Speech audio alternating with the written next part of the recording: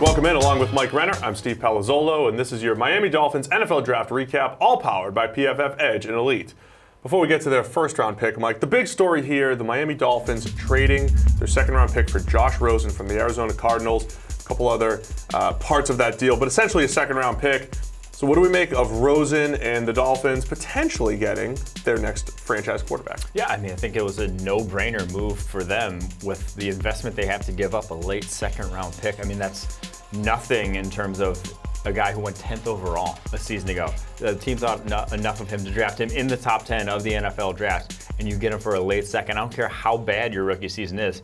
I'm not discounting him that much. Now, I'm not even his biggest fan. I'm not even, all in on the Josh Rosen fan club. I wasn't super high on him coming out, but I would even take that in a heartbeat because of the value that a quarterback on a rookie deal means to your NFL franchise. You can sign so much flexibility for just competent sort of play at that position. And Josh Rosen could feasibly get there fairly easily. So that was a no-brainer. That was one of the biggest moves, one of the best moves of the entire draft. See, I feel the same way, and this happened a couple years ago when the Cleveland Browns drafted DeShone Kizer in the second round with their fourth overall selection.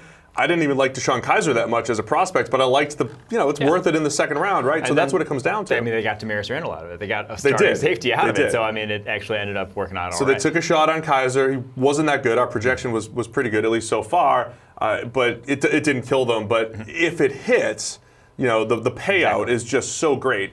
So this doesn't hinder them from maybe getting a quarterback next year or the year after. Poor Josh Rosen, always going to be battling that next potential draft pick, but certainly worth a second-round pick. Just to cap that too, our preseason evaluation, our pre-draft evaluation on Josh Rosen, I think still should stand. He was in a terrible situation in Arizona. We had him as a guy that, look, if everything around him is great, he can make NFL throws, he can potentially carry a team, but if you don't have the best situation, he's going to struggle a little bit. That's pretty much what we saw. I think he's still the same guy. I don't think he really lost value after that bad rookie year. Not that much, at least. I think there is something to the fact that he couldn't overcome a bad situation. You'd love to see a lot of the elite quarterbacks can at least overcome it or at least hit the ground running somewhat as rookies. We didn't even see a single game where it was like, oh yeah, that game, that's what we can get. If we can just harness that, there wasn't really anything on this tape there at Arizona that suggests that. So that is obviously concerning. That does drop him down in my eyes, but again, not even close from number 10 overall to where he got traded for this year. So Josh Rosen, certainly worth a shot for a second rounder. Getting to the actual picks,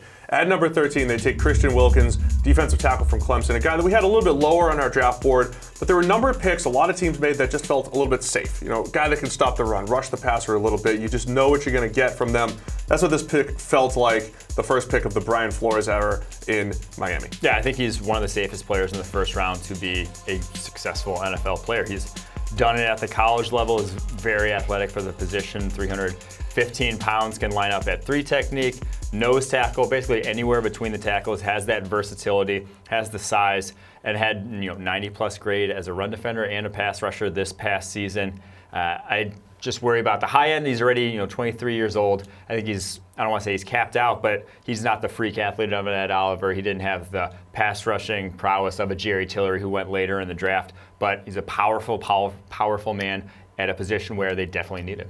And then the rest of the draft, not the flashiest of drafts when you talk about guards and tackles, a fullback mixed in there, but Michael Dieter, the guard from Wisconsin, that was their third-round pick, 15th pick of the third round, and the last one before day 3. Well, they got the quarterback. That's the flashy pick with That's Josh the flashiest Rosen. one, of course. Then you go and give him some protection because I don't care who it is playing quarterback, with the offensive line in its current state heading into the draft, was going to get murdered behind the offside. It's just not a good offensive line if they lost Juwan James. All they really have is Laramie Tunsil at the moment doing anything of note there. So needed basically anywhere that they could address along the offensive line. And Michael Dieter, we had him as a value there in the third round. That's where he goes. I think he's a solid starter for your team.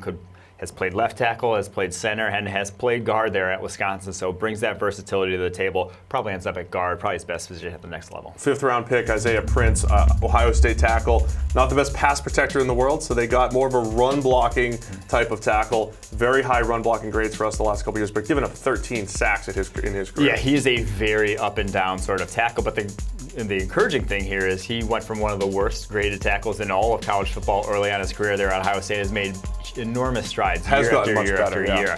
And so he has that athleticism for the tackle position, has the length, and you just hope, you're just betting on the upward trajectory with him because like I said, it went from really bad to at least an above-average starter this past season for Ohio State. When you talk about a Bill Belichick style defense with Flores coming in from Miami, you get an Andrew Van Ginkel, a guy from Wisconsin who can kind of play any linebacker position, a rare thing. He can play a little edge, can play a little true linebacker. Yeah, exactly. Kind of the Kyle Van Noy role is also what he played at Wisconsin in terms of he's on the edge, can go cover, drop in coverage, can blitz from the middle, can actually rush the passer a little bit off the edge. So a perfect fit for their scheme. Not necessarily great at any single one of those things, but just the fact that he can do all of them at a competent level matters for that defense. A good spot to get him in round 5. So there you have it, the Miami Dolphins draft. It'll be defined by whatever happens with Josh Rosen. Don't also forget that they've added a ton of draft capital in 2020. Yes. The Dolphins appear to be looking long-term, and they're doing it pretty well. For the full breakdown, be sure to get to ProFootballFocus.com.